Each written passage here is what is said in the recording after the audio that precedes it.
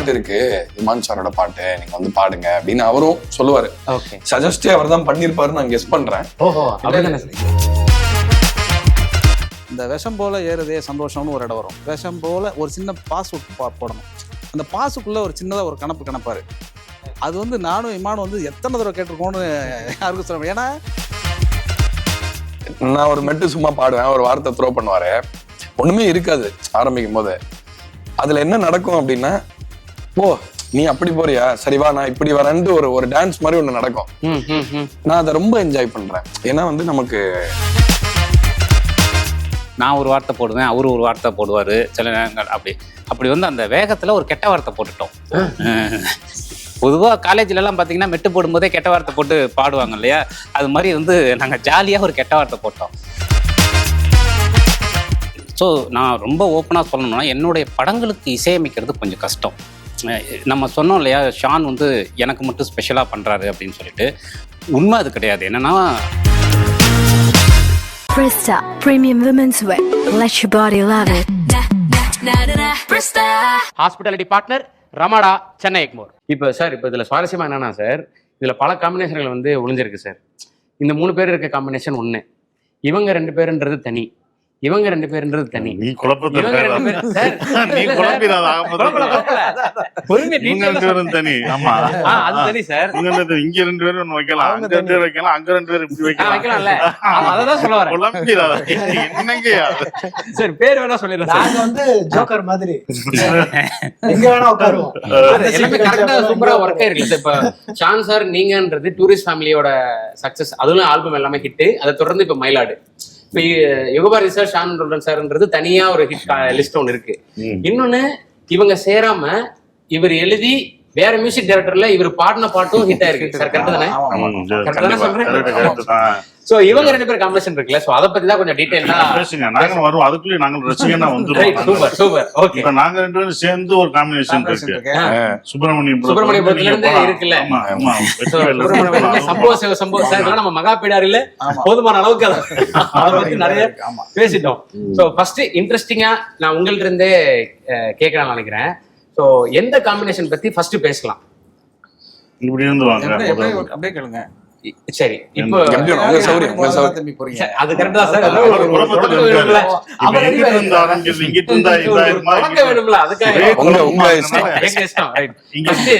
வேற மியூசிக் கம்போசர்ல அவர் எழுதி நீங்க பாடின பாட்டுல இருந்து ஆரம்பிக்கலாம். எனக்கு டக்குன்னு அதான் ஞாபகம் வருது. எம்பிட்டி இருக்குது ஆசைன்ற பாட்டு வந்து மிகப்பெரிய அளவுல ஹிட்டு. சோ இமான் சார் மியூசிக்னு நினைக்கிறேன். அவரோட மியூசிக்ல யுகபாரதி சார் எழுதி நீங்க பாடின பாட்டு. சோ இந்த காம்பினேஷன்ல இருந்து ஆரம்பிக்கலாம். அதே மாதிரி வேட்டையில் ஒரு பாட்டு இருக்கு, அனிருத் மியூசிக்ல நீங்க எழுதி நீங்க பாட்டு. இந்த மாதிரி ஒரு லிஸ்ட் இருக்குல்ல. சோ இந்த மாதிரி வேற கம்போசிஷன்ல நீங்க 2 பேரும் சேர்றீங்கன்ற போது ஒண்ணு பேசிப்பீங்களா முன்னாடி, ஆஹா அப்படின்ட்டு. சோ அந்த மாதிரி டிஸ்கஸ் பண்ணலாம். சொல்லிருங்க. நீங்க சொல்றீங்களா சார்? நீங்களே சொல்லுங்க. இல்ல, பொதுவா எப்படி இருக்கும்னா வந்து முதல்ல இமான் சார் பத்தி சொல்லணும். ஏன்னா வந்து எனக்கு ரொம்ப பிடிச்ச ஒரு மியூசிக் கம்போசர். ரொம்ப இசை ஞானம், அந்த இசையோடைய அந்த கலையோட நுட்பத்தை ரொம்ப கையாண்டு அதை வந்து எல்லாரும் ரசிக்கிற மாதிரி பண்றது ரொம்ப கஷ்டம். அதை வந்து அவர் பண்ணியிருக்காருன்னு நினைக்கிறேன். ரொம்ப பெரிய அளவுல பண்ணியிருக்காரு. நல்ல மியூசிக்கை நிறைய மாசஸை கேட்க வச்சிருக்கிற ஒரு விஷயத்த அவர் பண்ணியிருக்காரு. ஸோ நான் வந்து அவரை வந்து ஒரு மாதிரி தள்ளி, அவரோட வேற ஹீரோலாம் நான் கேட்டிருக்கேன். தமிழன் படத்தோட பாட்டுலாம் ரொம்ப பிடிக்கும். ஸோ அதுல அவரோட கலரே ரொம்ப டிஃப்ரெண்டா இருக்கும். அதுக்கப்புறம் திடீர்னு ஒரு ஐ திங்க் இந்த கும்கி டைம்ல இருந்து அவர் ஒரு மாதிரி கலரை சேஞ்ச் பண்ணாரு. ஸோ ஒரு நாள் வந்து யுகபாரதி சார் தான் எனக்கு சொன்னார், இந்த மாதிரி வந்து ஒரு பாட்டு இருக்கு, இமான் சாரோட பாட்டு, நீங்க வந்து பாடுங்க அப்படின்னு அவரும் சொல்லுவாரு. சஜஸ்டே அவர் தான் பண்ணிருப்பாரு, நான் கெஸ் பண்றேன். அவர் சொல்லிருப்பாரு. ஆனா என்னன்னா, ஓ அப்படியா அப்படின்னு அவரு சொல்லியிருப்பாரு. ஏன்னா அவருக்கு முதல்ல, ஏன்னா யுகபாரதி சாருக்கும் எனக்கு ஒரு ரிலேஷன்ஷிப்பே வந்து ப்ரொஃபஷனல் அப்படின்னு சொல்லவே முடியாது. நாங்க எப்போ போன்ல பேசினாலும் சினிமா பத்தியோ ஒரு இது பத்தியோ அந்த மாதிரி எதுவுமே அடுத்து என்ன சார் பண்றோம், பாட்டா என்ன, அதெல்லாம் சுத்தமா பேசினதே கிடையாது. ரொம்ப ஒரு எனக்கு எப்படி இருக்குன்னா ஒரு ஆக்சிஜன் மாதிரி இருக்கும் அவர்கிட்ட பேசினா.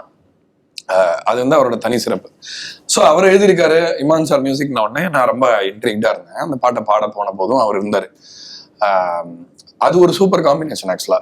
இமான் சாரும் இவரும் அவங்க அவங்களுக்குள்ள ஒண்ணு இருக்கு, அது ஒண்ணு தனியா இருக்கு. சோ இதுல ஆனா காமனா நீங்க பாக்குற விஷயம் அப்படின்னா எல்லாருக்கிட்டையும் யுகபாரதி சார் கிட்ட ஒண்ணு இருக்கு. அவங்க அவங்களுக்கு ஏத்த மாதிரி ஒரு சுவிட்ச் வச்சிருக்காரு, அந்த சுவிட்சுக்கு ஏத்த மாதிரி அது நடக்கும். சோ நான் வந்து முதல்ல ஆக்சுவலா யுகபாரதி சார் வந்து நிறைய ஆல்ரெடி பாட்டு எனக்கு பிடிச்ச பாட்டு நிறைய எழுதியிருக்காருன்றது நான் அப்ப அந்த மொமெண்ட்ல காலேஜ்ல எல்லாம் நான் இது பண்ணதில்லை. அதுக்கப்புறம் இவரோட பழக நான் அப்புறம் அந்த பாட்டெல்லாம் போய் கேட்க ஆரம்பிச்சேன். ஸோ லிரிசிஸ்டா அவர் இருந்துட்டா போதும். இப்ப நான் பாடுறேனோ பாடலையோ கம்போஸ் பண்றனோ பண்ணலையோ லிரிசிஸ்டா அவர் இருக்காருங்கிறது தான் அதோட காமன் பாயிண்ட். அது எல்லாத்துலயுமே இந்த எல்லா பாட்டும் ஏன் நல்லா இருக்கு அப்படின்ற ஒரு அந்த சென்டரை போய் பாத்தீங்கன்னா அவரா தான் இருப்பாரு. அதுதான் என்னோட கருத்து. சூப்பர். ஸோ அவர் தான் ஸ்பெஷல் அதுல. சார் உங்களோட கருத்து? ஆக்சுவலா என்னன்னா இப்ப அந்த பாட்டு எம்பிட்டு இருக்குது ஆசைங்கிறதுனால சொல்றோம். இமான் மட்டும் இல்ல, எனக்கு தெரிஞ்சு நான் எழுதின எல்லா இசையமைப்பாளர்கிட்டையுமே ஏதாவது ஒரு பாட்டு போனா இது ஷான் பண்ணா எப்படி இருக்கும்னு எல்லாருமே கேட்டிருக்காங்க. அதை நான் வேணா இவர்கிட்ட சொல்லாம இருந்திருக்கலாம். ஆனா இயல்பாவே அவர் குரலுக்குன்னு இருக்கக்கூடிய ஒரு தனித்துவம் இருக்கு இல்லையா, அது அந்த பாட்டிலேயே கூட வந்து என்னன்னா இந்த விஷம் போல ஏறுதே சந்தோஷம்னு ஒரு இடம் வரும். விஷம் போல ஒரு சின்ன பாஸ் விட்டு போடணும். அந்த பாசுக்குள்ள ஒரு சின்னதா ஒரு கணப்பாரு. அது வந்து நானும் இமானும் வந்து எத்தனை தடவை கேட்டிருக்கோம்னு யாரும் சொல்லுவோம். ஏன்னா அது பாட்டுக்குள்ள இல்ல, அது வந்து ஷானுக்குள்ள இருந்து வர்ற ஒரு அந்த பாட்டை ரசிச்சு பாடுறது இருக்குல்ல, அது வந்து எப்போதுமே ஷான்ட்ட இருக்கக்கூடிய தனித்துவம். நாங்கள் சாதாரணமா வேற யாரும் பாட வேண்டிய பாட்டை கூட நீங்க ஒரு தடவை எங்களுக்கு பாடி கொடுங்க நானும் ராஜமுருகன் கேட்டுட்டே இருப்போம். ஏன்னா எங்களுக்கு பாடும்போது அவருக்கு ஒரு சின்னதா பாடிட்டு இருக்கும். முதல் தடவை பாடும்போதே ரெண்டாவது தடவை ஒரே மாதிரி பாட மாட்டாரு, மாத்தி தான் பாடுவாரு. ஆனா ஒவ்வொரு முறையும் மாத்தும் போதும் எம்எஸ் வீட்டுல நீங்க அதை பார்க்கலாம், பெட்டராகவே இருந்துகிட்டே இருக்கும், கூட போயிட்டே இருக்க முடியாது. அது வந்து மத்த மிஸ்டேட்ட பாடும்போது அதை பண்ணுவாரு. ஓகே, ராஜா சார்ட்ட பாடும்போது அதை தாண்டி பாடினாரு. நான் என்ன பாடம் என்ன அதே பாடு அப்படின்னு சொன்னார். எது சொன்னா ஒரு பாடலை வந்து மிக சிறப்பாக ஆக்கிடணுங்கிறதுக்காக ஒரு எடுத்துக்கிறது இருக்கு இல்லையா, அது வந்து வெறும் சினிமாவுக்கு பண்றது ஒரு சுச்சுவேஷனுக்கு பண்றதுங்கிறது இல்லை.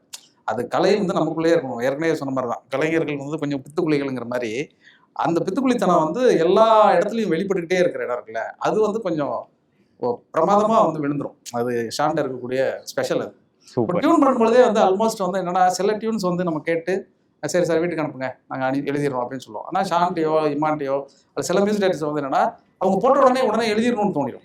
ஒரு 10 நிமிஷத்துக்குள்ள அதை முடிச்சு அதை பாடி பார்த்துடணும் அப்படிங்கிற மாதிரி தோணும். இந்த படத்துல பாட்டு அவர் எழுதுறது டியூன் எல்லாமே சேம் தான், அதே இடத்துல உட்காந்து அப்படியே ரெடி பண்ணலாம். மயிலாடுக்கு அப்படிதான். Okay okay. அது வந்து அது ஒத்த சிந்தனை அதெல்லாம் தாண்டி என்னன்னா அது இது எப்படி வரும் அப்படிங்கிற ஒரு சந்தோஷம் இருக்கு இல்லையா, அது வேலையாவே தெரியாது. அவர் ஷான் சொன்ன மாதிரியே வேலை பண்ண மாதிரியே தெரியல. அது வேலை பண்ண மாதிரி தெரியாதனாலே ப்ரொடியூசர் என்ன பேமெண்ட்லாம் கொடுக்காம இருக்கிறாருன்னு வச்சுக்கோங்களேன். அது வேலைக்கு தான் கொடுப்பார். அந்த அளவுக்கு வந்து ரொம்ப ஈஸியா இருக்கும். இந்த படம் குறிப்பா வந்து மயிலாடை பத்தி சொல்லணும்னா ரொம்ப ரொம்ப ஆத்மார்த்தமான ஒரு இசை. அது பின்னணி இசையிலையும் வந்து அந்த கதைக்கு ஏற்ப கூட இல்லை, இன்னொன்று கதையவே இசையில சொன்ன மாதிரியான ஒரு அற்புதமா வந்திருக்காது. உண்மையில அது ரொம்ப அதாவது மிகையா சொல்லிட்டு பார்த்தவங்களுக்கு ஏதாவது இதாகிடக்கூடாதுங்கிறதுனால கொஞ்சம் அடக்கி சொல்றோம். உண்மையிலே அது ரொம்ப அனுபவமா இருக்கும். குறிப்பா சசி சாரோடைய ரொம்ப வருஷத்துக்கு அப்புறம் வந்து ஒரு காதல் பாட்டை அவர் பாடுறாருன்னா எப்படி இருக்கும். ஏன்னா 2 பையனுக்கு அப்பாவா நடிச்சுட்டு அப்புறம் ஒரு காதல் பாட்டு அவருக்கு இருக்கு. அது வந்து ரொம்ப எனக்கு அது பார்க்கும்போது அவ்வளோ எசக்காத்தா பாட்டு வந்து பார்க்கும்போது விஷுவல் ஃபர்ஸ்ட் நாங்கள் பார்த்தது அந்த பாட்டு தான். அது கட் பண்ணி பார்க்கும்போது ரொம்ப பிரமாதம். குறிப்பாக வந்து நீரோஷாவை சொல்லணும், அவருடைய ஒளிப்பதிவு அது வந்து சசி. இன்னொன்று வந்து டூரிஸ்ட் ஃபேமிலி பார்த்ததுக்கும் இதுக்கும் நீங்கள் பார்க்கும்பொழுது இன்னும் கூடுதல் சசி மேலே வந்து ஒரு சமூகத்துக்கு ஒரு காதல் வந்து ரொம்ப கூடிடுங்கிற மாதிரி இருக்கு. ஏன்னா எந்த பொண்ணாலும் ரொம்ப நல்லா காதலிக்கிறாருங்கிற மனைவியை ரொம்ப பிரமாதமா காதலிப்பாரு. ஏன்னா இது மனைவிக்கு தான் லவ், ஏன்னா லவர் கிடையாதுல்ல, அதனால ரொம்ப பிரமாதமா நடிச்சிருந்தாரு. அந்த பாட்டு வந்து அவ்வளோ பொருத்தமா இருந்தது. அது திருப்பி கேட்கும்பொழுது முன்னாடி ஒரு ஆண் குரல் இருக்க வேண்டிய பெண் குரல் இருக்க வேண்டிய வரையை வந்து அதுக்கப்புறம் நாங்கள் திருப்பி ஆண் குரலாக மாற்றிட்டோம். காரணம் இவர் பிரமாதமா நடிச்சதுனால. இந்த மாதிரியான நிறைய விஷயங்கள்லாம் இருக்கு, இதெல்லாம் ரிலீஸுக்கு பிறகு சொல்ல வேண்டியது. இல்ல நானும் ஒண்ணு ஆட் பண்ணணும்னு நினைக்கிறேன் அவர் சொன்னதுக்கு. இப்ப சேர்ந்து உட்காந்து ஏன் பண்றீங்க அப்படின்னு அவர் ஒன்று சொன்னார், சேர்ந்து உட்காந்து எக்ஸைட் ஆகுது, அதெல்லாம் ரைட்டு. எனக்கு இதுல என்ன ஃபன் அப்படின்னா இதை மோஸ்டா நான் தான் சஜஸ்ட் பண்ணுவேன். அவர் பிஸியா இருப்பாரு, சரி ஓகே சார் எழுதுறதுனா எழுதிட்டோம், நம்ம வேற பாட்டு இது பண்றதுக்குள்ள அது வந்துடும் அப்படின்லாம் சொல்லுவார். சம்டைம்ஸ் சொல்லுவார், சரி எழுதி வேணா அமைச்சிட்டோமா இல்லை சேர்ந்து உட்கார்ந்தோமா. எனக்கு வந்து சேர்ந்து உட்காரதான் நான் ப்ரிஃபர் பண்ணுவேன். ஏன் அப்படின்னா நான் ஒரு மெட்டு சும்மா பாடுவேன், ஒரு வார்த்தை த்ரோ பண்ணுவாரு, ஒண்ணுமே இருக்காது ஆரம்பிக்கும் போது. அதுல என்ன நடக்கும் அப்படின்னா ஓ நீ அப்படி போறியா, சரிவா நான் இப்படி வரேன்ட்டு ஒரு டான்ஸ் மாதிரி ஒண்ணு நடக்கும். நான் அதை ரொம்ப என்ஜாய் பண்றேன். ஏன்னா வந்து நமக்கு இப்போ ஒரு டியூன் இருக்கு சார் அப்படின்னா கான்பிடண்டா பாத்தீங்கல்ல அப்படின்ட்டு போட்டு காட்டுறது வேற.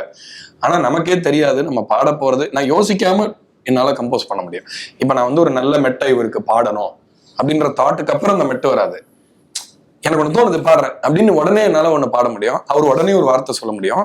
ஸோ ஒரு மாதிரி கிட்டத்தட்ட ஒரு யாரையுமே பிரமிக்க வைக்கணும்னோ யார்கிட்ட இருந்தாவது வேலிடேஷன் வாங்கணும்னோ கூட நாங்க பண்ணல எசகாத்தா. ஐ திங்க் அதனாலதான் அந்த பாட்டுமே வந்து எல்லாரும் கேட்ட உடனே ஆர்கானிக்கா அவ்வளவு பெரிய ரிசப்ஷன் வந்ததுக்கும் காரணம் வந்து அது ஒரு காரணம். ரெண்டாவது காரணம் அவர் சொன்ன மாதிரி சசி சார் தான். அதாவது இந்த காலத்துல காதல் அப்படின்னா பாய்ஸ் தான், சின்ன பசங்க தான் லவ் பண்ணுவாங்க அப்படின்ற ஒரு, அதை நீங்களுமே பண்றீங்க ஒரு மீடியாவா, அதை அப்ராப்ரியேட் பண்றீங்க. சின்ன பையனா கேர்ள் ஃப்ரெண்ட் இருக்கும், ரிலேஷன்ஷிப் இருக்கும் அப்படின்றது எல்லாருக்குமே ஆழமான உறவுகள் இருக்கு. அதுல வந்து நம்ம எதை மிஸ் பண்ணிட்டோம்னா ஒரு மேஸ்குலைனான ஒரு ஜென்டிலான கண்ணியமான ஒரு காதல் வந்து எங்க போச்சுன்னு தெரியல சினிமால. ரொம்ப மிஸ் பண்றேன் நான் அதை. ஏன்னா நம்ம எல்லாத்தையும் பண்ணிட்டு வந்தோம்னா திரும்ப திரும்ப அதே சொல்லணும், போர் அடிக்குது. இப்ப எத்தனை நாளைக்கு பார்ட்டி பண்றது, எத்தனை நாளைக்கு குதிக்கிறது, எத்தனை நாளைக்கு ஹாய் சொல்றது, எத்தனை நாளைக்கு பேபின்னு கூப்பிடுறது, அது அவ்வளவுதான் ரிலேஷன்ஷிப். லவ்ன்றதுக்கு மேல லேயர்ஸே கிடையாதான்.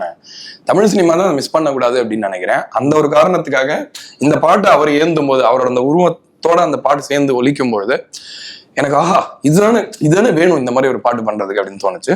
ஸோ அதை சொல்லிக்கணும்னு விரும்பினேன் சசி சாருக்காக. முகைமழையும் அந்த மாதிரி ஒரு பாட்டு தான், ஒரு மெச்சூரான. இதை கேட்டு சொல்றதை கேட்டு திருப்பி அந்த பாட்டை பார்க்கணும் போல எனக்கே தோணுதுங்க. போனோடனே இப்ப பாத்துருவேன் நான்.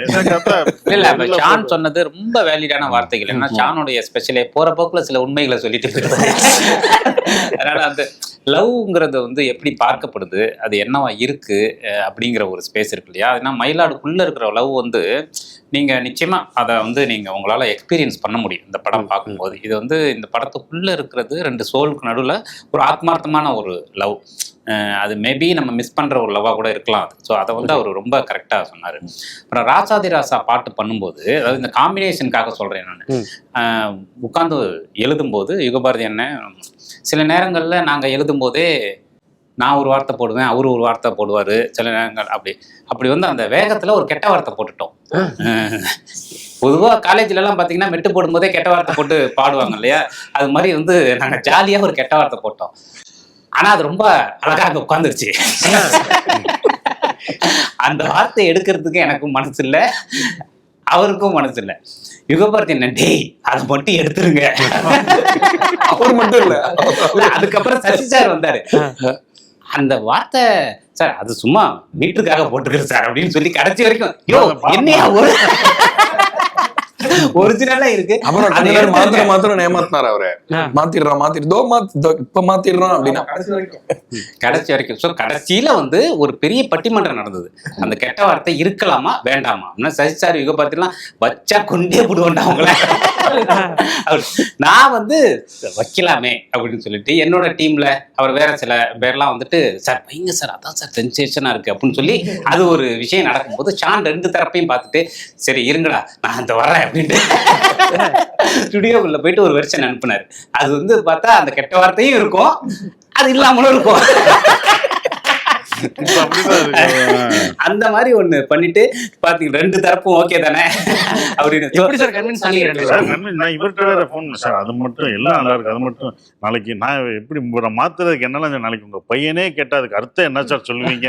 இல்ல சார் அது வேற மாதிரி மாத்திருவோம்னு வேற சொல்லிட்டு பண்ணாரு. ஆனா அதே தான் வந்திருக்கு. ஏன்னா அது வந்து சசி சார் எப்பவுமே வந்து அது யுகபாரதி என்னனும் அந்த பொறுப்பு வந்து வருவாங்க, அந்த பொறுப்பு. அப்புறம் ஷானும் அதையே சொன்னாரு, இல்ல சார் நம்ம என்னன்னா ஒரு கோவத்துல பண்ணுவோம் அந்த மாதிரி. ஆக்சுவலா வந்து இந்த மாதிரி வார்த்தைகள் போடுறது ஜோக்கர்ல இதே மாதிரி ஒரு இடம் இருந்தது. அது பொட்டப்புள்ள பாட்டு இந்த என்னங்க சார் உங்க சட்டத்திலேயே வந்து எல்லாத்தையும் சூறையாட சர்க்கார் கூட்டி கொடுக்குதா அப்படின்னு ஒரு வரி இருக்குதுல. அது வந்து நான் கான்சியஸாவே மானியெல்லாம் கூட்டி கொடுக்குதாங்கிற அர்த்தத்துல தான் எழுதினேன், தப்பான அர்த்தத்துல எழுதலை. இவன் வந்து தம்பி வந்து என்ன சொல்லிட்டான், அண்ணா இது வந்து ஏதாவது சென்சார்ல ப்ராப்ளம் வந்துடும் அதனால இதை எடுத்துடலாம் அப்படின்னு. அப்போ ரொம்ப கான்சியஸாக இருந்த ஒருத்தன் இதுக்கு அனுமதிச்சவன் அதை அனுமதிக்கவே இல்லை கடைசி வரைக்கும். நான் சொன்னேன் அதான் ஆடியோ வந்துருச்சேப்பா சென்சாரில் பார்த்துக்கலாம் அப்படின்னோட சென்சார் ஆஃபீஸர் பார்த்துட்டு கை கொடுத்து இப்படிலாம் அற்புதமான படம் எடுத்து இந்த மாதிரி அற்புதமான பாட்டெல்லாம் வச்சிருக்கீங்கன்னு கை கொடுத்துட்டாரு. அதை சொல்கிறான் இவன். நீங்கள் அப்போ சொல்லும்போது அதை ஒத்துக்கல, அதே மாதிரி இதுவும் எனக்கு பாராட்டுவாங்க அதனால இந்த வார்த்தை இருக்கட்டும்ட்டான். இல்ல ஆனா ஒண்ணு கிளாரிஃபை பண்ண என்னன்னா இந்த கெட்ட வார்த்தையோடைய அந்த பிரயோகத்தோட நோக்கம் வந்து இப்ப நீங்க ஒருத்தனை பார்த்து நம்மாப்ல எப்படி இருக்க அப்படின்னு கேட்கறது நல்லா கேக்குறீங்களா இல்ல எப்படி கேக்குறீங்க? வார்த்தை நல்லா இருக்கியான்னு தான் கேக்குறீங்க. நான் நல்லா இருக்கியா அப்படின்னு கேட்டா எப்படி இருக்கு? கொஞ்சம் ரூடா இருக்கு. ரூடா இருக்கு. வார்த்தை நல்லா தான் இருக்கு, ஆனா அதோட வைப்ரேஷன் தப்பா இருக்கு. இந்த வார்த்தையோட வைப்ரேஷன் வந்து அந்த வார்த்தையோடைய ஆக்சுவல் லிட்டரல் மீனிங் தப்பா இருக்கலாம், ஆனா அந்த வார்த்தையை சொல்றது வந்து என்னடா இப்படி இருக்கடா அப்படின்னு சொல்லிட்டு ஒரு விரக்தியில ஒரு காமன் மேன் வந்து ஒரு மன அழுத்தத்துல சரி போங்கடா அப்படின்னு ஒரு சலிப்புல சொல்ற மாதிரி தான் வந்திருக்கு. ஸோ அதனால அதை இது இங்க கிளாரிஃபை பண்ண விரும்புறேன். ஏன்னா நாளைக்கு வந்து இந்த பாட்டை கேட்டுட்டு யாரும் அப்படி சொல்ல மாதிரி தெரியல, இன்னும் எல்லாம் ரெகுலர் வழக்குல இருக்குதான் போல இருக்கு. சும்மாவே விட்டுருக்கலாம். ஆமா, இந்த ராஜ்முருகன் வந்து அதை சொல்லி அதை நான் நியாயப்படுத்த விரும்பல. ஆனா இப்போ ஐயா அப்படின்னு ஒரு சொல் இருக்குன்னு வச்சுங்களேன். இந்த ஐயா வந்து எல்லா வயசுல இருக்கிறவங்களும் அல்லது எல்லா வேலையை செய்யறவங்களும் சொல்றதுல டோன் மாறிடும். ஐயா ஐயா ஐயா அப்படின்னு நீங்க ஒரு 10 வாய்ட் மாடுலேஷன் சொல்லி பார்த்தீங்கன்னா அதுல வர்க்கம் தெரிஞ்சிடும். இவங்க என்ன வேலை பார்க்குறாங்க அப்படிங்கிறது தெரியும். ஒரு எஜமானனுக்கும் ஒரு வேலையாளுக்கும் இடையில இருக்கக்கூடிய ஐயா வேற, ஒரு ஆசிரியருக்கும் ஒரு மாணவனுக்கு இருக்கக்கூடிய ஐயா வேற. ஸோ அந்த டோன் ஒன்று இருக்கு இல்லையா, அதை தான் வந்து சொல்ல முயற்சிச்சார் அவர். ஏன்னா ஐயாங்கிறத எப்படி சொன்னோம் அப்படிங்கிற மாதிரி இதுல ஒரு வார்த்தை சொல்லியிருக்காங்க. அது என்ன வார்த்தைங்கிறது உங்க நோக்கம் என்னங்கிறது தெரியுது, அதனால நான் அதை வெளிப்படத்துல நேயர்களே அதை பார்த்து சந்தோஷப்பட்டு அதை வாழ்த்துவாங்கங்கிறத நம்புகிறோம். இன்னொன்று அந்த பாட்டை பொறுத்த வரைக்கும் என்னென்னா, அந்த ஆதார் கார்டில் மூஞ்சி முகம் சரியாக தெரியல அப்படின்னு வரிசையாக அதில் ஒரு லிஸ்ட்டு போட்டிருப்போம். இப்படியெல்லாம் இருக்குது ஒரு வாழ்க்கையில் வந்து ஒரு எளிய மனிதனுக்கு சந்தோஷமே இல்லாத ஒரு சமூகத்தில் ஒரு செத்து போயிட்டான் அப்படின்னா என்ன ஆகும் அப்படிங்கிறத பற்றி தான் அந்த பாட்டு. உண்மையிலே அது ராஜமுருகனால தான் அந்த மாதிரியெல்லாம் யோசிக்க முடியும்னு வச்சுக்கிங்களேன். அந்த தம்பிங்கிறதுனால கொஞ்சம் இன்டர்வியூ கூப்பிட்டதுனால கொஞ்சம் கூடுதலாக நம்ம பாராட்டி சொல்ல வேண்டிய சூழலும் ஏற்பட்டிருக்கு. ராஜமுருகன் வந்து சின்ன வயசுலேருந்தே எனக்கு தம்பி அப்படிங்கிறதுனால அவனோட சிந்தனைகள் எனக்கு புரிஞ்சிடும். அதனால அந்த அந்த வார்த்தைகள் வந்து முதல்ல நாங்கள் கம்போஸ் பண்ணும்பொழுது இருக்கட்டும் அப்படின்னு நினச்சிட்டு அப்புறம் வேணாம்னு நினச்சது வந்து என்னென்னா, சமூக அக்கறையோடு இருக்கிற நம்ம வந்து ரொம்ப யார் தப்பு பண்ணாலும் பரவாயில்ல, வாத்தியாரே தப்பு பண்ணக்கூடாதுல்ல. நம்ம பாடலாசிரியர்னு வச்சுருக்காங்க, ஆசிரியர்னா மதிக்கக்கூடிய ஒரு தானே, நம்மளே வந்து போய் அதை செஞ்சிடக்கூடாதுல்ல. அதனால அந்த ஒரு எண்ணத்தினால சொல்றோம். ஒரு கூட நம்ம அதை அணுக வேண்டியது இருக்கு. ஆசிரியர் அப்படின்னு நினைச்சிடக்கூடாது. அப்படியே அதுல ஏதாவது தவறுதலா வந்திருந்தா கூட எந்த ஆசிரியர் இதெல்லாம் ஒரு சின்ன சாம்பிள் தான், அது சின்ன சாம்பிள் தான். அதாவது இந்த வடக்குப்பட்டி ராமசாமியில கன்னி வெடி வச்சிருப்பாங்க தெரியுங்களா, அது மாதிரி சான்ஸ் புதிய போனீங்கன்னா சொல்லி பாட்டை வாங்கி அதை முடிச்சு அந்த என்ன நம்ம தெரிஞ்சுக்கலாம் அப்படின்னாக்க, இந்த பாடல்களுக்குள்ள இடையில வரக்கூடிய மோசமான வார்த்தைகள் எதையுமே சம்மந்தப்பட்ட யுகபாரதி எழுதுறது இல்லை. அந்த இசையமைப்பாளரோ அந்த இயக்குநர்களோ அப்படிங்கிறத வந்து நீங்க எல்லாரும் புரிஞ்சு என் மேலு இப்போது இருக்கும் மாதிரி கூடுதலாக அன்பு செலுத்தணும்னு கேட்டேன். எனக்கு வந்து என்னன்னா, ஏன் வந்து யுகபாரதி என்னன்னு ஷானும் பர்சனல் வேற, கிரியேட்டிவா ஏன் ஸ்பெஷல்னா, இப்போ யுகபாரதி நான் சொன்ன மாதிரி நான் சின்ன வயசுலேருந்தே அவனுக்கு தெரியும் அப்படிங்கிறது இருக்கு இல்லையா.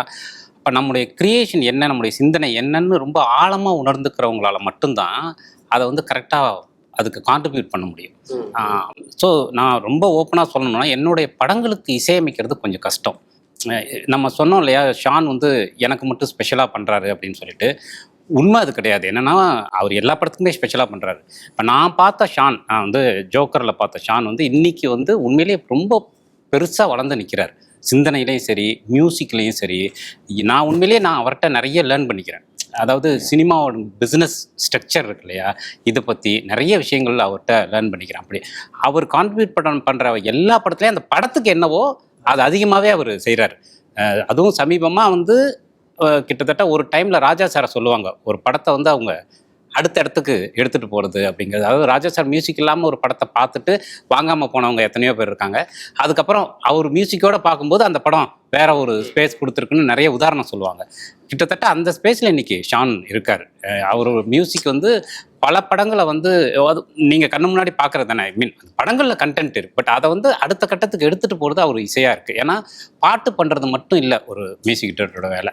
அந்த படத்தை வந்து பேக்ரவுண்ட் ஸ்கோரில் அந்த கதையை ஜனங்கள்கிட்ட கொண்டு போய் சேர்க்கறது இருக்குல்ல, அந்த வேலையை வந்து ரொம்ப சிறப்பாக அவர் தொடர்ந்து பண்ணிகிட்டு இருக்காரு. இப்போ ஏன் படத்துக்கு மியூசிக் பண்ணுறது ஏன் ஸ்பெஷல்னு நம்ம நினைக்கிறோம் அப்படின்னா, என்னை ரொம்ப டீப்பாக புரிஞ்சுக்கிட்டவர் அவர் நான் நினைக்கிறேன். இந்த ரைட்டிங் இருக்குல்ல, இந்த ரைட்டிங் வந்து ஒரு பக்கம் பொலிட்டிக்கல் ரைட்டிங், இன்னொரு பக்கம் லைஃப்பை பற்றின ரைட்டிங். இது வந்து ஒரு நாவல்ட்டியான ரைட்டிங். இதை சினிமாவாக மாற்றுறது கொஞ்சம் கஷ்டம்.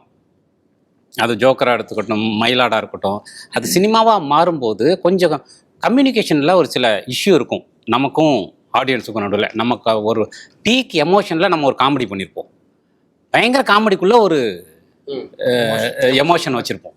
இந்த ரைட்டிங் வந்து புரியாமல் போயிடுச்சுன்னா கஷ்டம். அது அந்த இடத்துலலாம் அவர் தான் வந்து ரோல் பண்ணுறாரு. ஸோ அதை புரிஞ்சுக்கலன்னா அதனால எங்களோட லைஃப், இப்போ எனக்கு யுகபாரதி அண்ணனுக்கு ஷானுக்கு முழுக்குமே லைஃப் மேலே இருக்கிற பார்வை, அந்த விஸ்டம் இருக்குல்ல, அது ஒன்றா இருக்கிறது தான் இந்த ஒர்க்குக்கான ஸ்பேஸை கொடுக்குதுன்னு நினைக்கிறேன். இன்னொன்று வந்து இந்த ஷானோட மியூசிக்கில் சொல்லணும்னு நினச்சேன் நான். இந்த இப்போ சொன்னோம் இல்லையா, இப்போ வந்து இப்போ சசி சார் வந்து எசக்காத்தா பாடணுன்னு அது அவருக்கே பண்ண பாட்டு மாதிரி இருக்குல்ல, இந்த பாட்டை கொண்டு போய் வேறு படங்களை நீங்கள் வச்சிங்கன்னா அதுக்கு பொருந்தாத மாதிரியே இருக்கும். அதுதான் ஷானோடைய ஸ்பெஷல் நான் நினைப்பேன். என்னென்னா, ஒரு முதல் மரியாதை வரும்பொழுது ஒரு சிவாஜிக்கு பண்ண பாட்டு இருக்கு இல்லையா, அதை நீங்கள் வேறு யாரோடையுமே கற்பனை பண்ண முடியாத பாட்டு. பூங்காத்து திரும்பமா வந்து வேறு அந்த நேரத்தில் நடித்த இளம் ஹீரோக்கள் அல்லது அதை ஒத்துன யாருக்குமே அந்த பாட்டு பொருந்தாது. அந்த பாட்டு போட்ட உடனே உங்களுக்கு ஒரு ஞாபகம் வந்துடுது இல்லையா. அப்படி வந்து அந்த இவர் பண்ணுற பாடல்கள் எந்த படத்துக்கு பண்ணுறாரோ அந்த முகமும் அந்த சூழலும் கரெக்டாக ஞாபகத்துக்கு வந்துடும். அது வந்து ஷானோட ஸ்பெஷல்னு நான் பல இதில் சொல்லணும்னு நினச்சேன், அதனால் இதில் சொல்லிட்டேன். அதனால் எனக்கு அதில் ஒரு சந்தோஷம். ஏன்னா அந்த வயசு வந்து மியூசிக்கில் தெரியணும். அதாவது சூழல் தெரியறது வேற. ஒரு எசக்காத்துன்னு சொன்ன உடனே சசியார் முகம் நீங்கள் வேறு எந்த மூஞ்சியுமே வச்சு பார்க்க முடியாது. நீங்கள் அப்படி வச்சு பாருங்களேன். ஏன்னா பாட்டு தானே அது. தனியாக நீங்கள் பாட்டாக கேட்கும்போது ஆடியோ மட்டும் நீங்கள் கேட்டுட்டு பொருத்தி பார்த்தீங்கன்னா உங்களுக்கு இது இந்த வயதுக்குரியவங்க தான் இது அப்படிங்கிறத மியூசிக்குள்ளே கொண்டு வரணும்ல. அதில் வந்து எனக்கு தெரிஞ்சு சமீபத்தில் வந்திருக்கக்கூடிய இசையமைப்பாளர்களில் ரொம்ப முக்கியமாக கவனித்து நம்ம அட்ரஸ் பண்ண வேண்டியது ஷான் நான் சொல்ல முடியும். சிறப்பு சார். 2 வரி மயிலாடுதுறையில இருந்து பாடுனீங்கன்னா. ஓகே, ட்ரை பண்றேன். நல்லா இல்லன்னா ட்ரை பண்ணாலே சூப்பரா தான் இருக்கும். ஸ்ட்ரெயின் ஆயிருக்கு, ஸ்ட்ரெயின் தெரியும். அதனாலதான் சோமசுந்தர் சார் சொன்ன மாதிரி தான் நீங்க அப்படி பண்ணிட்டு பாடுங்களேன்னு அந்த மாதிரி தான் அவர் அப்படி பண்ணாம பாடுங்கன்னு சொல்லுவாரு. ஓகே. ஏசகாத்தா நெஞ்சில நீ சுதியேத்த நேரமாச அம்புலியா நெதம் பூத்த முத்து நவரத்தினமா தூரல் கொட்டுதம்மா ஆசை கத்திரி போல வெட்டுது தேகம் கூச ஆத்தி வைக்கப்படாம எப்படி நானும் பேச ஓ கண்ணுல பூந்து நான் என்னையும் தேட யார் எங்கிட்டு போன போதும் வா நிக்கிறேன் கூட. கொஞ்சம் முடியல. Presta Premium Women's Wear. Let your body love it.